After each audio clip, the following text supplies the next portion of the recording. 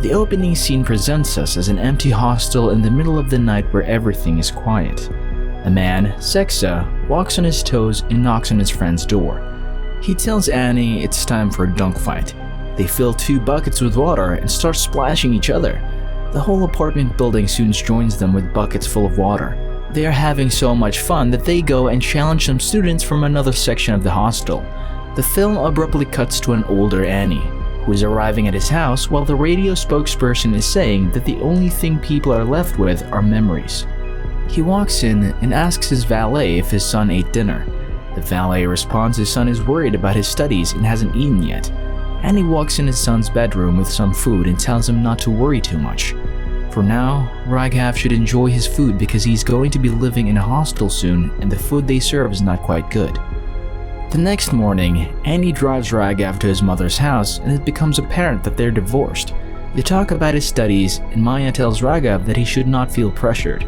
Whatever happens, happens. Later at night, Raghav has returned home and Annie has bought a bottle of alcohol for him and his son to celebrate when the results of his exam are announced. He tells his son they need to enjoy it because memories are all that's left. Raghav meets with his friend and they check on their exam results. Raghav double-checks his result and he can't believe he failed. He studied so hard but didn't manage to pass. He's afraid everyone is going to view him as a loser, since both of his parents are pretty successful while he's not. His friend tries to console him, but to no avail. Raghav can't stop crying and he walks to the balcony, where he lets himself fall backwards in order to commit the unthinkable. Raghav's parents are called in the hospital where Raghav's friend explains what happened. Maya blames Annie for not caring about Raghav and constantly being into meetings. Annie does not accept the accusation and he does not agree that he's an irresponsible father.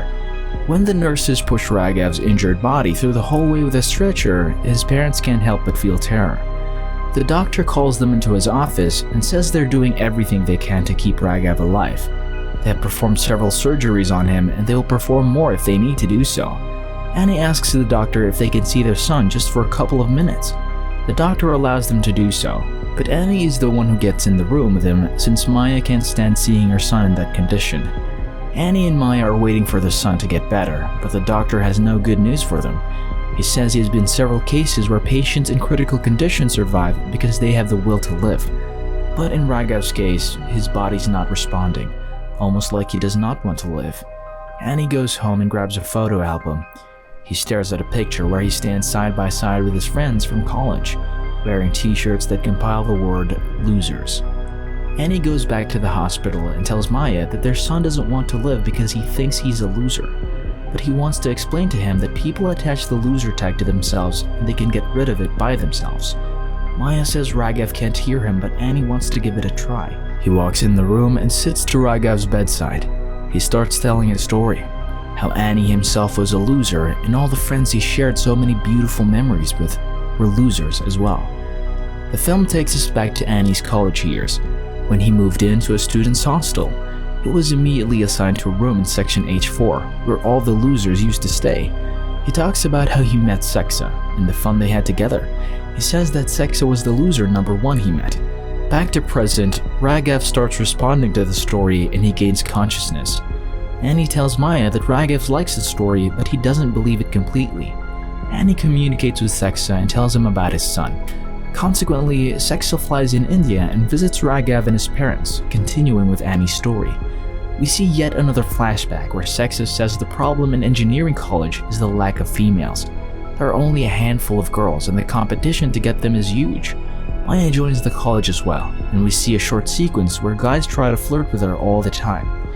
Back to present, the doctor interrupts them and says Raghav needs to get some rest now. In the cafeteria, Sexa says they should also bring loser number 2 and number 3 to speak with Raghav, Mummy and Acid. They indeed visit the hospital and tell Raghav the story of how Annie spoke with Maya for the first time. Sexa and Acid asked Mummy and Annie to get some clothes from the females' hostel. On their way, they met Maya, but Annie was too nervous to talk to her. Thankfully, Mummy was the one to do the talking even though he was a nerd. That's when things got rolling for Maya and Annie. A short montage shows us how Annie and Maya gradually spent more and more time together. While in the present, the doctor tells Annie that his son's condition is stable for now. The band of friends is soon joined by yet another loser, Derek. Annie had met Derek back in the H4 section, and Derek explains why everybody calls them losers. There are some sports events taking place in the college every year, and the H4 department finishes in the last position every time. Derek and Annie agree to try and make things change because the loser tag really hurts. Derek and Annie start some trials to find the best athletes among the H4, but most of them are not quite talented at sports. A short scene intervenes when the doctor tells Annie and Maya that the swelling in Raghav's brain is increasing in size. Annie takes his friends back at his place to treat them a meal and tells them about Raghav. He says he can't ask them to stay any longer because they all have their lives to return to. Derek says that usually families adjust to work schedule, but this time work will have to adjust to family needs. He adds they started their story together and they will end it together. Back at the hospital, Derek continues the story and the film takes us back to the past. Derek, Annie, and the rest of the losers try hard but they don't win any games. Annie tells everybody that they don't want to win for real. If they do, they will have to take an oath to give up the one thing they're most attached to. Mummy starts first and says he will not talk with his mother until the sports events end. Annie says he will not speak with Maya, and Sexa says he will quit on consuming adult content.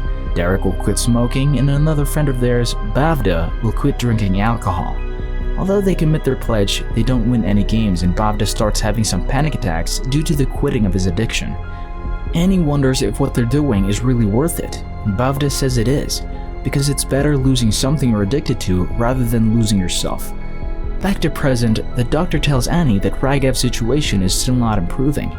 Annie walks into Raghav's hospital room again and tells him that one thing he should learn from his stories is that he should never give up. The film takes up back the past where Annie gathers the H4 athletes and tells them they're going to use some tricks to win the games. The first trick will be about adding pressure to the opponents by cheering and trash talking. They give away some free milkshakes to each student that will join them and cheer for them. The tricks works, as well as players from the other teams can concentrate and keep their minds in the game.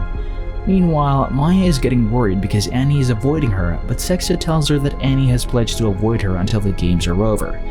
Everybody chose to give up on the thing they love the most. The second and third tricks are basically cheating and misdirection. H4 players manage to get themselves some wins by using dirty tactics. They even beat their hated rivals from H3 in a football match. Although they're doing well, Annie mentions that they need to keep up with good performances and get some gold medals in some sports. They find a new guy, Danda, to sign him up for the extra lightweight weightlifting contest. Danda weighs 44 kilos, but they need to bring him down to 42 kilos in order to get accepted in the weightlifting contest. They train him hard enough and Danda drops 2 kilos. Everybody thinks he's going to be the only athlete competing in that category, but they're wrong. A female athlete from H10 is also competing and Danda has to go against her. They go head to head and start lifting. Danda eventually wins the contest and becomes number 1. Back to present, the doctor tells Annie and Maya that the swelling inside Raghav's head is growing and they will probably need to operate him. He gives them a document to sign as a consent paper in case something goes wrong during the operation. The doctor also tells them that Raghav has to rest for tonight. Annie and the rest tell Raghav that they will finish the story tomorrow.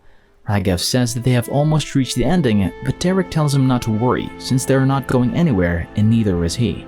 Back at Annie's house, he's wondering if he has been a good father to Raghav. Everybody is moved by his emotional words, and Maya admits that she has been way too harsh towards him and she thinks he's a good father. Meanwhile, Raghav's swelling suddenly worsens and his parents are called to the hospital. Everybody runs to the hospital and the doctor tells them he will need to operate Raghav in 15 minutes. Annie says he and his friends need to speak to Raghav for 10 minutes and tell him how the story ended. Although the doctor is reluctant, he allows them to do so. Everybody gathers around Raghav and they tell him how the story ended. H4 did try hard, but eventually they lost the final and most important game.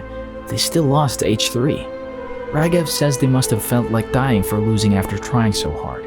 They tell him that it's not true because from that day on, they were no longer losers, because they put their best efforts to do the best they can. Raghav is taken to the surgery room and the operation goes well. The next year, Raghav is able to enter the engineering college and the film ends with him narrating that we are often too focused on winning and losing, success and failures, that we forget how to live our lives. Subscribe and hit the like button to help our channel grow. Turn the notifications on so you won't miss any of our new videos. Thanks for watching.